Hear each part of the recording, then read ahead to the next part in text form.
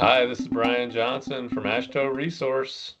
And I'm Kim Swanson, also from AASHTO Resource. And today we're going to talk about AASHTO R18-26, what changed and why it matters. That's right. And the reason why we're talking about this now is because this standard, after many years of balloting, is finally ready for release.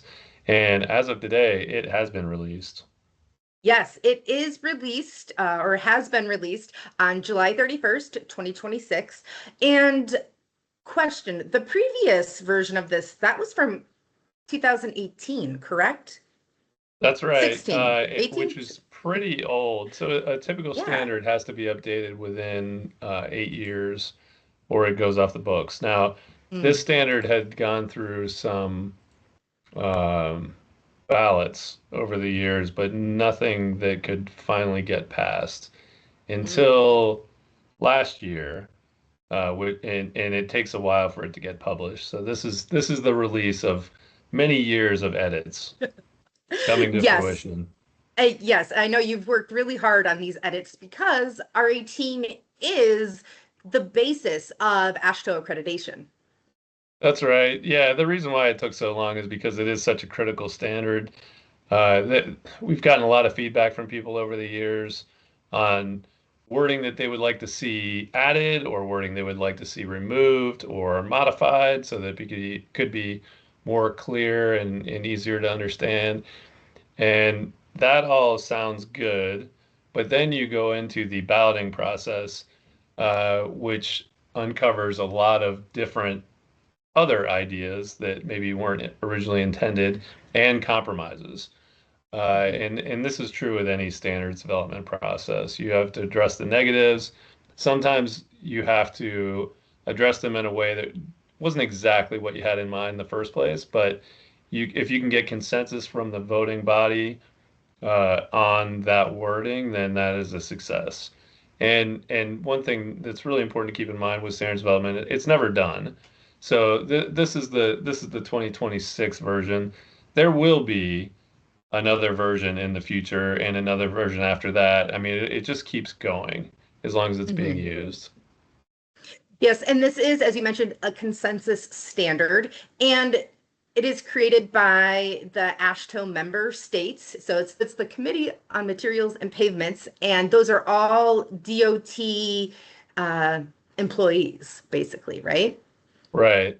Yeah, Okay. it's typically the state materials engineers for the DOTs or the voting members in that group, and they rely upon the experience of their staff to get input when they're voting on these things. So if there's an area that they don't really understand or don't have direct experience with, they can get feedback from their staff and bring that to the table.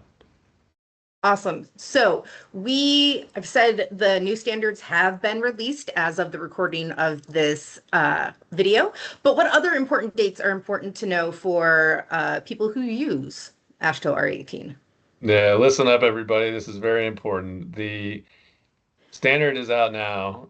You have until January 1st to implement these changes uh, as it pertains to being assessed for conformance to the requirements. So it's understood that it's going to take a while for people to adopt some of these changes.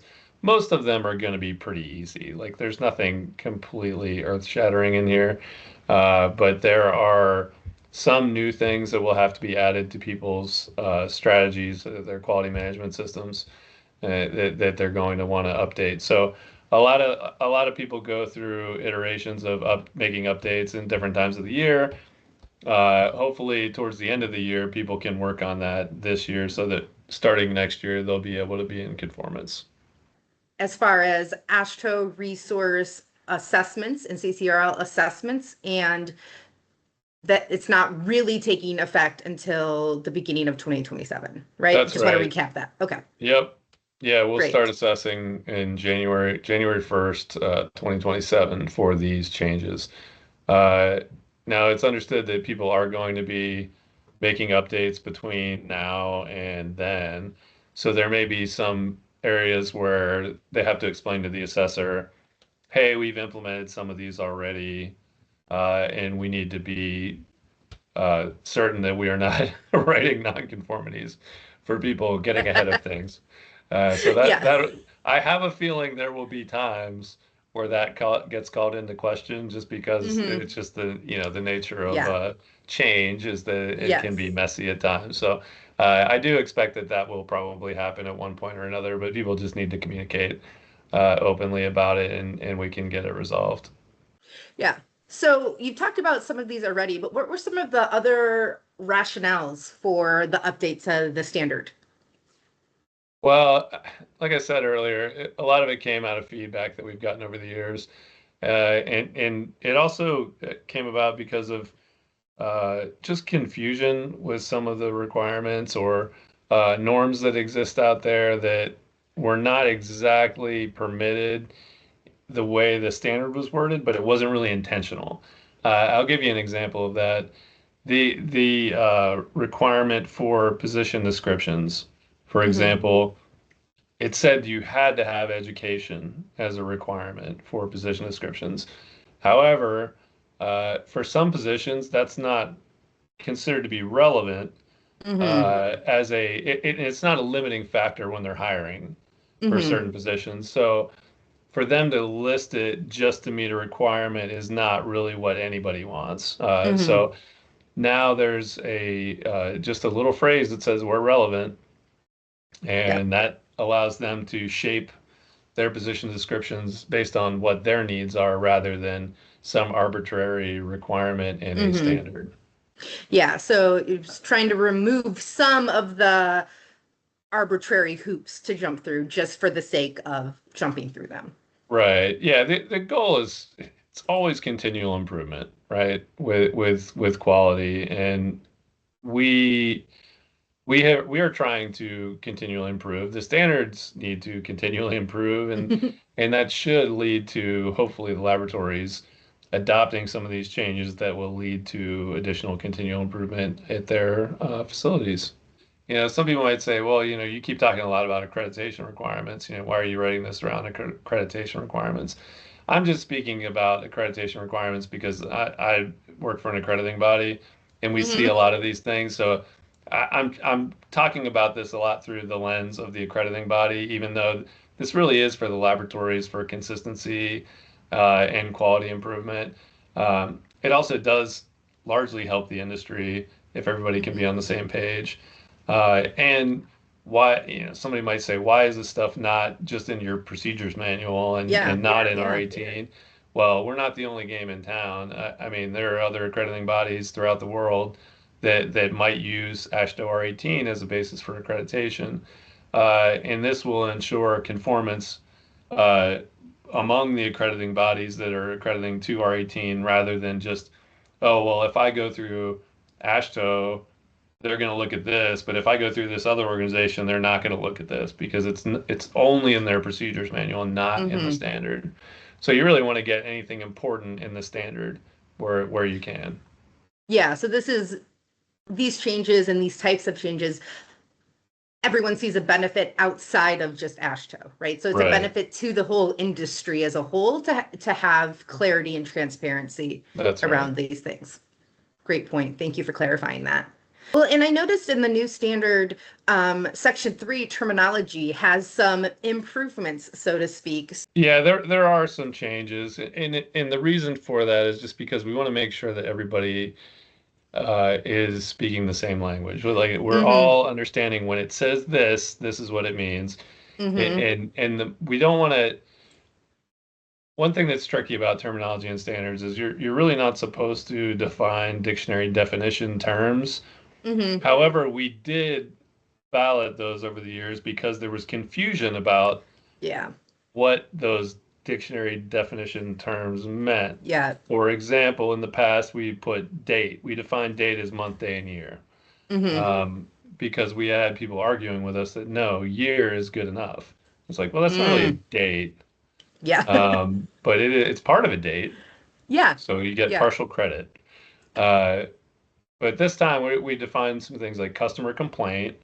Mm-hmm. Some people will say the reason why we're defining that is because some people will say, well, we don't have a customer.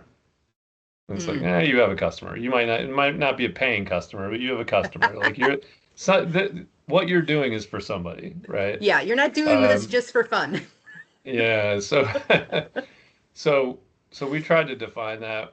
Hmm. We didn't. I wanted to define customer because of that issue, but Hmm. that was one of those compromises that Okay. I wasn't really able to do that. But Hmm. customer complaint is just a documented statement of dissatisfaction made by a laboratory's customer that may indicate a problem with the quality of service provided by the laboratory. So may indicate another area that is important, and we get into that later when we get into the discussion about the requirement for Hmm. how a laboratory handles the customer complaint. And there's some other documentation in there, other discussion and Hmm. example that follows, just kind of help um, people understand it. Next, another dictionary definition thing, name. So name comes up Yeah, quite a bit. that's what I was when I was first looking. I was like, oh, okay, I need more details on why this was added and all of that because I don't know the background. So yeah, There's a tell me. backstory. There's a I'm sure there backstory to is.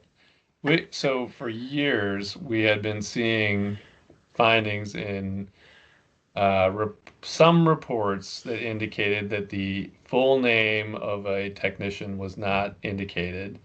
Hmm. And when we would get those, we would say, okay, well, what's the problem here? Let's look at it. Hmm. And sometimes there really wouldn't be a problem. It would be very clear who Hmm. that person is in the org chart, and Yeah. there wasn't really confusion about it, but it wasn't the Hmm. person's first and last name. Mm. But that is not really critical. Hmm. So we define name as just the identification of a person, document, piece of equipment, or other entity. So it's a broad definition on purpose so Hmm. that someone does not take the word name and say, well, this is a specific thing that I think it Hmm. is. So the idea is it just gets everybody on the same page so Yeah. that there's not confusion. So it's the a unique identifier is what I'm hearing. So that if we It's have, typically unique. Yeah. So for like a name of a person, it needs to be unique. But there are times where yes, it's like, the name of the equipment, like, is well, it's a shaker. yeah, oh Or, gotcha. or, so there are times where name is used. So I originally did ballot unique identifier, but then Yeah. I was presented with several examples where the word name is used where it's not Ah. unique. So we're like, okay, well, we're just going to make it broad. But that broadness in itself, even though it doesn't sound like it's clarifying because it's so general, Hmm. but it does clarify that it's not going to be that specific sometimes, and that's okay. Okay. Okay. But you do need if you have, 10 Johns working in your office, then you do need to somehow differentiate the Right. Johns on You paperwork and things do. like You that. do. Okay. And we do have that problem in our Okay. office. Yes. I shouldn't say problem. It's not really a Yes. problem that we have so many No. people named John, Yes. but it would be a problem if we just wrote John everywhere and no one knew which Yes. one it was. Exactly. Lack of Okay. accountability for the John For group. all the Johns. Yes. Uh, but then we've also got original observation that comes up. What is an original Hmm. observation? So what we define that as is the first recorded instance of data, whether handwritten or digital, before any transcription or transfer occurs. I Okay. like that one. I Yeah. hadn't read that for a while. I'm pretty satisfied with that. You're But we'll see. I'm good. sure somewhere along the line we'll find out that somebody had a problem with it. And then it That, will more changes in the future to make it that's right. again That's continual right. improvement. Yeah, resolution of measurement instrument was another one. This is surprisingly difficult to define, but it's the smallest quantity of measurement that results in a change to the measurement displayed on the measurement device. Now that sounds tricky. Um, so there are you can't say the smallest quantity of measurement period because that could be anything, right? It Yeah. could be the tiniest little adjustment, right? Hmm. It has to be what results in an actual change in the displayed measurement. So where we see this most evident as a differentiation is some of the calipers where the last measurement in the decimal place Hmm. is a 5. So Hmm. that there's some tipping point where it will Yeah. go from 0 to 5 and then to the Hmm. next is 0. Yeah. Uh, but it's that smallest quantity of measurement that results in the change to the measurement displayed on the measurement device. Awesome. And those are the major Those are the big changes, ones. Those are big the big ones? ones defined. Other terms were dumped in there that were Oh. kind of scattered throughout the document. So there were a Hmm. couple of terms that were put in notes for some Ah, reason that should have been in terminology the whole time. So we just relocated those. awesome. All right. Now going on to, I know this has been kind of a change that we've been working on for a while because I've been personally part of the last half of this Yeah, you know process. this one very well. I know this one, and that doesn't happen. I'm not going to be able to say that for many of the other sections here. But for this one, the appendix of the standard has been removed. So the example QMS documents have been removed from the standard and moved to the AASHTO resource website in the document library section. We have a bunch of examples there. Can you explain a little bit of why we've made that change? Absolutely. This has been a problem for a really long time. As you mentioned in the beginning, this was a 2018 version, which means that all Mhm. the examples were also 2018 versions. And even though we have found much better ways to create examples, and we've seen much better examples of different documents and forms out there, we have not been able to easily present updated ones to people to help clarify things. So um, the best solution was really just get rid of this appendix completely. And if people want to see good examples, we can post them on our website. That one, I wasn't really sure if we would get agreement on from the subcommittee, but they did like that and agreed with it. And it allows us to do some really great things with our examples. So they're not going to be just a flat PDF document. We have the ability to put Excel documents in there that have Mhm. calculations that are helpful for people because some of them are not evident when you look at the requirements, like how you calculate this. Mhm. Um, so we were trying to be strategic about the way we create and display these examples and which ones we have and which ones we don't. The idea is not to give everybody a fill in the blank quality management system. But we did want to have a few examples so that people could get off uh, on the right foot when they're Mhm. creating, if they're a new lab, when they're creating their quality management system, they'll know exactly what kind of information they need to provide and what it should generally look like. And Mhm. then we also tried to add ones where we know that people are confused or we Mhm. regularly see problematic records, then we can say, no, Mhm. this is really how you do it. Mhm. And that is helpful for people if they use it. And we don't want them to Yeah. just use it straight up. They can take it and convert it to their own format, but at least they'll have the cells that they can Yeah. use for their own. Yeah. So this is an example, not a mandatory you have to do it this way. So just to be clear, this is what it could look like. And this, the one that we show as an example, does meet all of the requirements of the Right. standard, but you can have more information if you need that for that, like for the person or the laboratory, if they need somehow more information or whatever, they can make it work and add to it. But that is kind of, that meets the requirement in the examples, right? That's right. And the Okay. other problem is that in R18, when you put an example, it's generally going to be a one page Mm-hmm. shot of whatever that is, and that doesn't really Yeah. work if you want to have an effective internal audit, for example, or an effective management review is not going to be a one pager. Yeah. So this allows us to give a good example that has the right kind of questions on it instead of trying to shoehorn everything into a one pager that really Yeah. is not sufficient for an effective internal audit or an effective management review.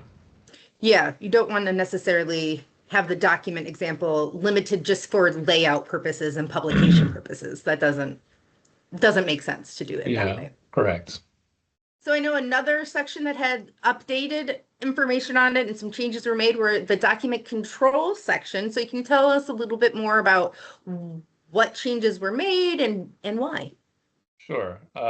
So standards are required to be available for use by the laboratory. And Mm-hmm. over the years, we've seen a lot of people not do that. Like, so they will only get the standards so much so that they can show that they are getting through the assessment. So, like, they'll get, okay, well, do you have this standard? Well, no, but let me scramble and see if somebody I know has it and can share it with me. Mm.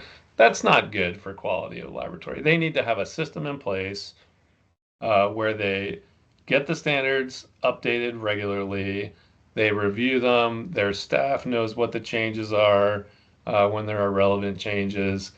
Uh, this has been a huge gap, I would say, in laboratory quality for the laboratories that we have had in our program.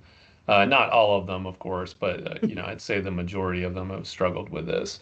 And part of this was based on the move from the old way of printing books. And Mm-hmm. every year, it's sort of like when we used to get phone books. Like every year, the book comes out. They Mm-hmm. order the book. It shows up. They can kind of see, oh, I wonder what changed, and then they can train people on it. But when we got away from the physical books, people just kind of like lost control or containment of that process. Mm-hmm. And so, like, some of the ASTMs will come out, periodically. There might be 2, 3 revisions a year for Yeah. something if there were some mistakes made in a ballot or something. And then AASHTO still is the once a year update, so that's a little bit easier to keep track of. Um, but then they also didn't keep track of, like, okay, we don't, not only do we have a process, we don't even do it anymore. We don't even get the standards anymore. So Mm-hmm. uh, now it's more clear. It says, they have to maintain standards acquired through purchase or authorized licensing for use by testing personnel. Uh, the wording is different than it used to be for this, and Okay. it's more enforceable and it's more clear about what they need to do. All right, now moving on to the next section, that was section 5.2. So section 5.3, organization, there seems to be a change in that too. Can you go over that? This section has gotten more clear about two things. One is that laboratories need to identify, any parent or child relationship they have with other companies. If they're a subsidiary of a subsidiary of a subsidiary, which happens, then they need to define that. Uh, One of the objectives of that is we want to make sure that people are really clear about who the company is, and this is something that we keep track of for accreditation purposes because we want to make public that information as much as we can. Again, look, we've talked about this before. We work for the DOTs ultimately. We're providing a service for DOTs, for other entities that use our accreditation program. And when they are hiring somebody, they need to know information about that to make sure that there is not some sort of conflict of interest out there between either the QA and QC laboratories, or make sure that all of the companies bidding on this project are subsidiaries of the same company, that presents a risk to them that Mm-hmm. they need to look at as far as like what kind of bids they're getting. So while they may not be digging into the QMS, it's a way for somebody to easily see what's going on with that. And I will say that with all the conglomeration that's been going on over the years with these testing firms, I will say that they are largely transparent about this. Like, we haven't seen too many cases where they're trying to hide these relationships. So I don't think this Mm-hmm. is going to be hard for people to do. Um, so that's defined in there. And the other one is that the organizational chart is more limited to relevant technical staff. It used to just kind of say everybody that works Mm-hmm. in your company should be on the org chart, but we never really enforced that. We only really Mm-hmm. want to see the relevant people to the laboratory operations. And so now it just says that. So it's just kind of confirming what we've already done. Also in section 5, we go to section 5.4, staffing. I think you talked a little bit about position descriptions a little bit earlier, but why don't you go ahead and describe some of the changes that were made and maybe some of the benefits or why the rationale behind them. The two big ones are the position descriptions now say required skills, education, and experience where relevant. so they can kind of customize those the way they want. The Hmm. other one is we used to have this weird thing called a biographical sketch uh, that everyone was confused by. You would get pictures of people, you would get narratives about their life, like they're writing their autobiography. You would get all, you would also get like resumes, like they're applying for a Yeah. job. Yeah. So that term has been removed, and now it just says Okay. that they basically have to document this somewhere. So it's Okay. still education, work experience, certification, and licensures where relevant. Um, but it can exist in any form they want. It doesn't have to be in something called a biographical sketch that people don't know what that term means. Yeah. Uh, and we think this will help people not be confused. Yeah. It's really the same requirement. If you're already accredited, you don't have to change anything unless you want. But um, we're just trying to get rid of that term because no one really liked it that much. The next update in section 5.5, is technical training and competency. What were some of the changes there? This was pretty minor. The first one, and this goes for training and competency evaluation. Nothing has changed as far as the technicians have to be trained or evaluated on everything that they perform normally, right? The only difference is that the person doing the training or competency evaluation has to be familiar with the activity. Now, again, this is one of those things that does not change what most people are doing. Mm-hmm. It just provides clarification if you've never done it before. Because we do get new labs that say, "How am I going to do this? Who can do this?" And it's Mm-hmm. like, well, somebody just has to be familiar, And then the question, how familiar do they have to be? Yeah. Well, that's up for you to decide. Like, we're not going to decide that for you, because that language is extremely vague, and it's just to be helpful. But now, the other thing that is a bigger change, Yes. and this was the one that came with much discussion and Mm-hmm. compromise, is a requirement for anybody who performs standardizations, calibrations, checks, or maintenance Mm-hmm. in the laboratory has to be Mm-hmm. trained on how they do those activities. That seems like a very sensible thing to do, right? Like instead of Mm-hmm. just saying, hey, go standardize that piece of equipment or go check that equipment, Mm-hmm. and then they have to guess what that means and what they have Yeah. to do. You actually say, here's how you do it, and I'm going to show you how to do it, and this is how you document it on this form.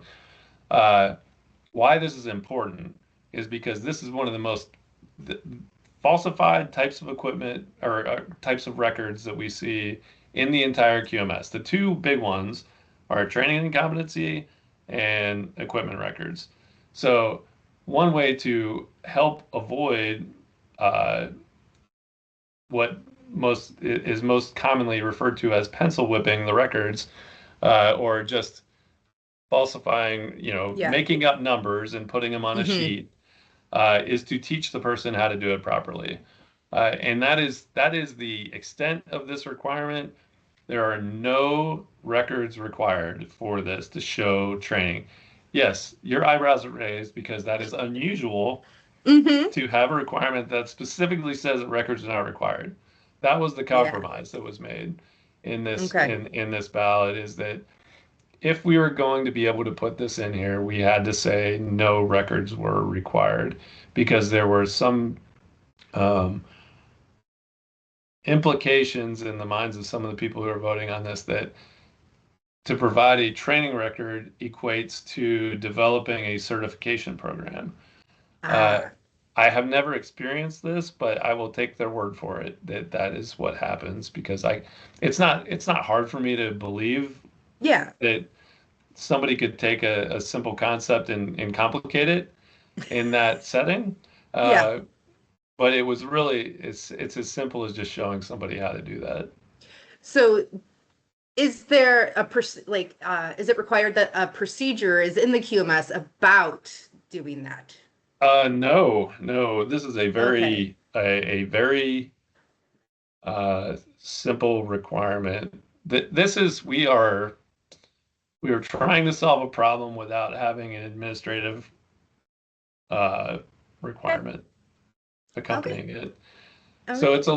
it is a little unusual, the Yeah. way it's worded, but I will, it's, I think it's worth it because Yeah.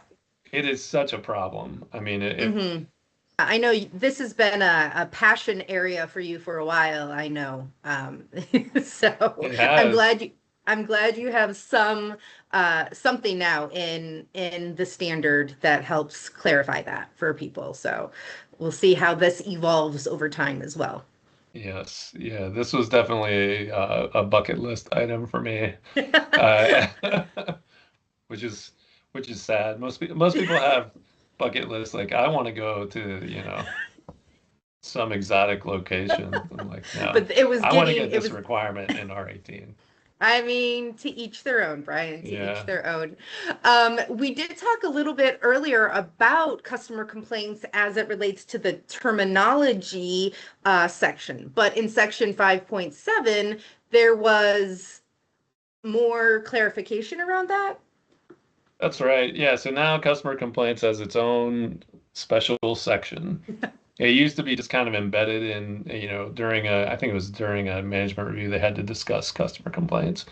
But now they have to have a procedure on when used when responding to documented customer complaints, uh, the records and resulting actions taken to address the complaints. This is the special phrase in here that are determined to be valid by the laboratory shall be maintained. So people say all kinds of things, right? And this customer complaint requirement allows the laboratory to determine if those are valid and if they need to have corrective action associated with them. And I think most people that deal with customer complaints kind of go through that process one way or another to determine, like, okay, is this a credible complaint? And do we need to take corrective action or is this just noise? Section 5.8, that had some changes as well. So internal audits and management reviews have always been confusing areas. So we tried Hmm. to really differentiate the two this time. So internal audits have a lot of details now about like what exactly needs to be included in the internal audit. Um, when it's done, that's still 12 months. And you still have to evaluate your quality management system for compliance with the requirements. And then you kind of do an audit of the implementation. So this is something that larger companies that have multiple offices can do. They can do that audit of their general policies and procedures one time and do the implementation audits at all the locations. If you're a single laboratory, you kind of do them both at the same time. But one of the things that has changed in this section, other than the details, are that the person performing the audit has to be trained. So this is very similar to that training we just talked about Hmm. in the other section. It used to say the auditor needs to be trained and independent of the activity being audited where possible. Well, over Hmm. the years, we've learned that where possible is just about everywhere. You mentioned that there's always confusion between internal audits and management reviews. So in section 5.9, the management review section, what has changed there and why? Well, the definition, the first line of it has changed a lot. And now it says the quality manager shall meet with top management. So that tells you right away that it's not an audit. Hmm. And then it goes to define what needs to be covered in that. Um, and they have to have a policy on how this is conducted. That's kind of a new thing. And then Mm. there are a bunch of requirements about what needs to be documented in it. So it should be much more clear to people if they read it that it's not the internal audit. But before Yeah. it was like I understand why people were confused by it Hmm. because it seemed like the language used in both of those sections were there was some overlap. Yeah. And it was hard to tell when one ends and the other one begins, or if it should be one process. Yeah. So now it's a little bit more differentiated, like it should have been. Now, section 5.10, corrective action. What was changed? They have to have a procedure for corrective actions. Is that new? Identify. That wasn't before? Uh, It Was it implied before and now it's I stated, can't remember or? how much less clear it was before. Okay. It might have always said that. But it does shift from root cause to causes. Mm. So one thing we've Mm-hmm. learned over the years is if you go down the path of trying to find the root cause and you're wrong, you may lose out on some potential improvements of quality. Mm-hmm. So rather than just focusing on one root cause, we talk about causes or causal Mm-hmm. factors. So we use the term causes now. And then one thing that's really new is that the laboratory has to establish their own timeline for resolution of corrective actions, because you could have corrective actions for internal audits, management reviews, broken equipment, customer complaints, all kinds of stuff that is not external audit Yeah. related. Mm-hmm. But they would always just lean on whatever our deadline is or Yeah. whatever their accrediting body's deadline is. And that really doesn't cover everything that they would need corrective actions on. So they have to define their own intervals. That's new. Nice. And that's gives them more control over the process, I'm assuming. Right. Yeah. Right. Okay. Now, what it doesn't allow them to do is define an interval that supersedes our requirements. So they can't say, well, our interval is a year, so Ah, we don't care about your 60-day interval for corrective actions because ours is 365 days. can they have different timelines for different types of corrective actions, or is it one universal, or does it matter as long as it's clearly And established and defined? yeah, they can do what they want with that as Okay, long as it's clearly defined. nice. Now, moving out of section 5 and into section 6, I see that there's been some changes to 6.1 inventory lists. What changed there that you want that people should know about? This isn't earth-shattering in the least, but we used to always kind of have this defined as a list, like it's a paper list. And what most people do with their inventories, it's some kind of database Yeah. or system, and it just gets away from that terminology of just using like a paper list Mm. and kind of brings things up to date. But pretty much everybody's already in requirement within the requirement for that, and I don't think anybody will need to change anything to accommodate that change. Also in section 6, measurement standard calibration. What was changing in that section? So this one in 2018, there were some pretty good improvements there, but organization of that section wasn't great. So that's been reorganized a little bit. And two main points that I wanted to mention are something about if a measurement standard is used in testing, which sometimes happens, then that's okay. But what you have to do is before you use it as a measurement standard again, you have to get it recalibrated. Yes, and then I think you also talked about the resolution in the terms. Is that also applicable in this section? Yeah, resolution and test points are the other Mm, things that are addressed in the standard. So we talk about, you have to have relevant test points on your equipment records, and you have to record um, your readings or results to the readability or resolution of the equipment you're using. That goes back to that discussion we were having yeah, earlier about those incremental yeah, changes to your measurements. exactly. Exactly. Also in section 6, we have evaluation of calibration vendors. There's something changed there as well. That's right.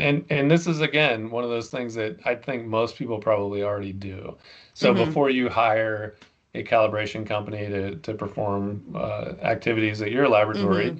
you want to vet them and make sure that they can actually provide the services you need. Well, sometimes, and this happens especially with new laboratories, they don't Hmm. know to do that. They're just like Mm. anybody can do this. I Hmm. will just look up, Yeah. in my directory or whatever.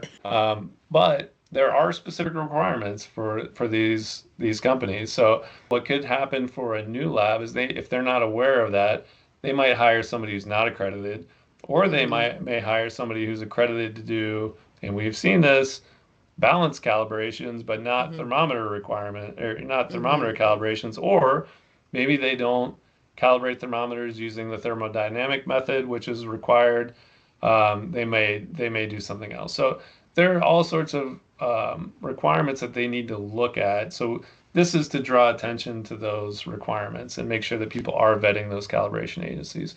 So this is another one of those requirements that was kind of confusing from a DOT perspective, though, Hmm. because if you're a large organization, large governmental organization, especially, you may have um, a different department handling vendor evaluations Hmm. or selection of vendors. Hmm. But hopefully, what this can do is give those laboratory staff members an opportunity to present this requirement to those parties and say, hey, we're responsible for this. That means you're responsible for this. So you need to look at this and make sure that we're having a communication to make sure that we're getting what we need and that Hmm. the state doesn't waste a lot of money on Yeah. non-conforming or Yeah. require or non-conforming calibrations. Well, thanks for that explanation. Mhm. I think we move on to the annex, changes in the annex, right? That's the kind of next major updates with the equipment tables. Yeah, and I know this has been really long, but we're at the last. I swear we're at the last part. Yeah, because the appendix is gone. This is the last part, the annex. So the annex is where all the important equipment tables are. One thing that people wondered in the past was like, what is the requirement for this? It'll say the equipment, and it'll say the interval, and it'll say what standard the equipment is used in, but it won't say like what you need to do, like Hmm. standardize the temperature readings or standardize the mass readings or check this part. Now there's a requirement column in the tables that gives that information, which should be helpful. This won't be, again, this is not news to already accredited labs. They're already doing these Hmm. things. But if you're a new lab, this is going to be really helpful.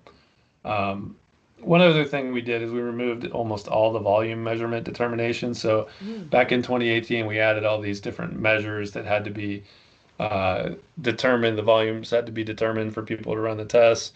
And there was a requirement for that to be done every 6 or 12 months, depending on the test Hmm. method.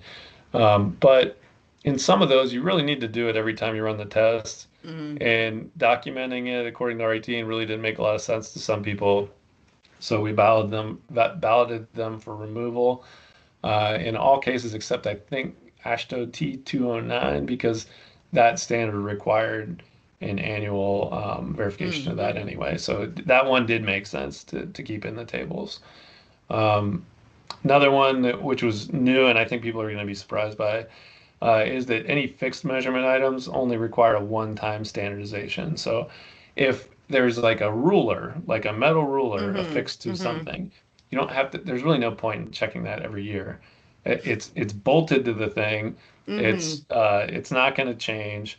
The only thing that would change is it could get damaged, numbers could wear off, something like that. In which case you'd have to replace it and recheck it. But that's about it. But in those cases where that is happening, there is a notation in the table that says like, see footnote, and then the footnote will say that. So you can't just like guess which ones fall into that category or try to impart that requirement to other things that actually do need to be checked or standardized regularly. Yeah, and there were a couple new equipment tables added, right, to the section Yep. for pavement preservation and Pavement measurement standards. preservation. That's right. So there's a whole scope on pavement preservation, and now it has a separate table. That should help people who work in that industry be able to zero in on the requirements Yeah. instead of guessing where they are. Um, we also have, and this was, believe it or not, people have been asking for this one for years. They want to know. We used to say, okay, you have to standardize your measurement standards or calibrate your measurement Hmm. standards, but we never said when to do each one.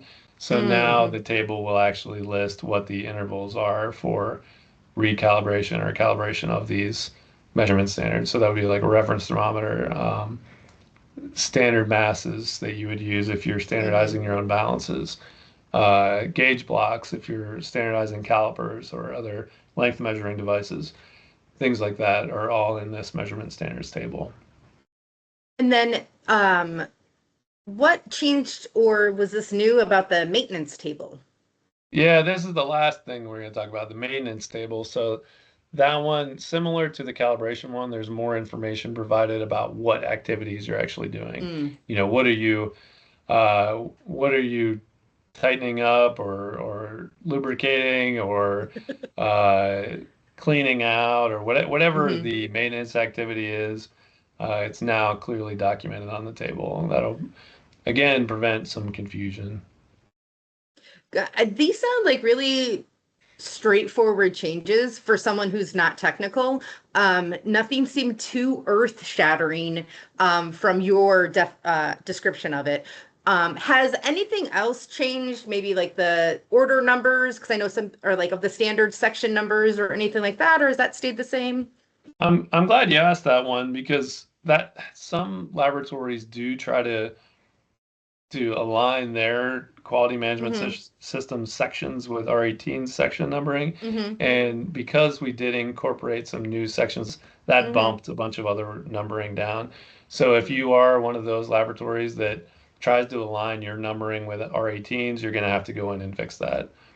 Also, if you're a LIMS provider and you have a bunch of customers and you're trying to do that, then you've got to update that yourself and get on the ball by January 1st and get those updates out to your customers. So that'll be a fun time for you for dealing with that.